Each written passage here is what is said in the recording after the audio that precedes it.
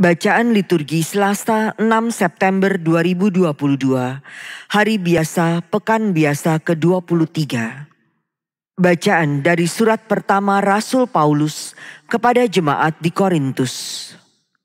Saudara-saudara, jika di antara kalian ada perselisihan, apakah salah satu pihak sampai hati mencari keadilan pada orang-orang yang tidak benar dan bukan pada orang-orang kudus?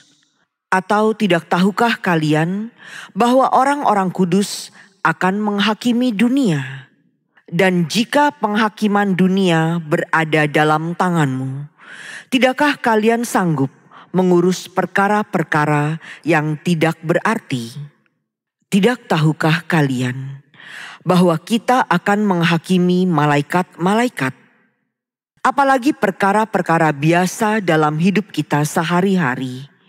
Meskipun demikian, jika kalian harus mengurus perkara-perkara biasa, urusan itu kalian serahkan kepada mereka yang tidak berarti dalam jemaat. Hal ini kukatakan untuk membuat kalian malu. Tidak adakah di antaramu seorang yang berhikmat, yang dapat mengurus perkara saudaranya? Adakah saudara yang satu menuntut keadilan terhadap saudara yang lain, justru pada orang yang tidak beriman?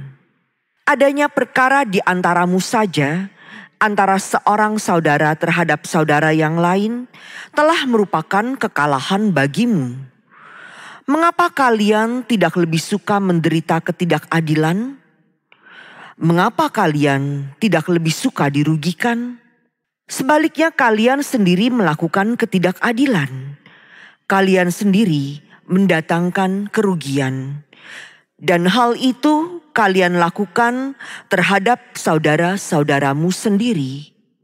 Atau tidak tahukah kalian bahwa orang-orang yang tidak adil tidak akan mendapat bagian dalam kerajaan Allah?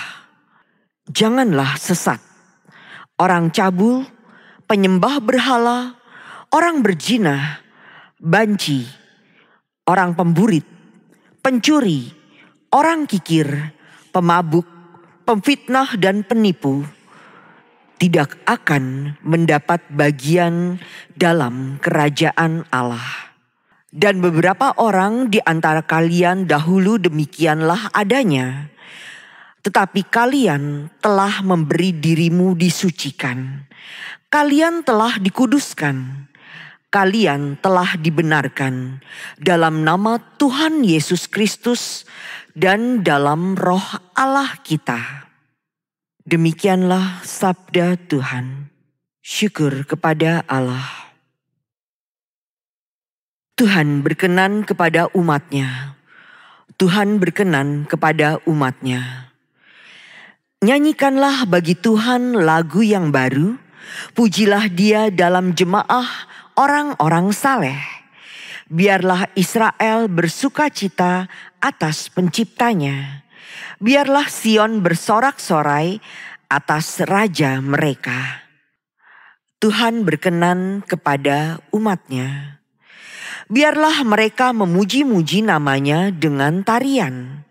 Biarlah mereka bermazmur kepadanya dengan rebana dan kecapi.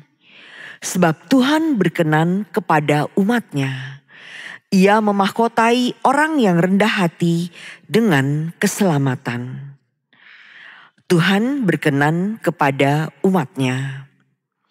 Biarlah orang saleh beria-ria dalam kemuliaan. Biarlah mereka bersorak-sorai di atas tempat tidur. Biarlah pujian pengagungan Allah ada dalam kerongkongan mereka. Itulah semarak bagi orang yang dikasihi Allah. Tuhan berkenan kepada umat-Nya. Haleluya, haleluya. Kalian telah kupilih dari dunia dan kutetapkan agar pergi dan berbuah, dan buahmu tinggal tetap. Haleluya. Inilah Injil Yesus Kristus menurut Lukas. Dimuliakanlah Tuhan. Sekali peristiwa Yesus mendaki sebuah bukit untuk berdoa. Semalam-malaman ia berdoa kepada Allah. Keesokan harinya, ketika hari siang, ia memanggil murid-muridnya dan memilih dari antara mereka 12 orang yang disebutnya rasul. Mereka itu ialah Simon yang diberinya nama Petrus, Andreas saudara Simon, Yakobus dan Yohanes, Filipus dan Bartolomeus, Matius dan Thomas, Yakobus anak Alfeus, dan Simon yang disebut orang Zelot, Yudas anak Yakobus, dan Yudas Iskariot yang kemudian menjadi pengkhianat. Lalu Yesus turun bersama mereka dan berhenti pada suatu tempat yang datar. Di situ berkumpul sejumlah besar murid-muridnya dan banyak orang lain yang datang dari seluruh Yudea dan dari Yerusalem dan dari daerah pantai Tirus dan Sidon. Mereka datang untuk mendengarkan dia dan untuk disembuhkan dari penyakit mereka. Juga mereka yang kerasukan roh-roh jahat mendapat kesembuhan. Dan orang banyak itu berusaha menjamah dia, sebab daripadanya keluar suatu kuasa dan semua orang itu disembuhkannya. Demikianlah sabda Tuhan. Terpujilah Kristus.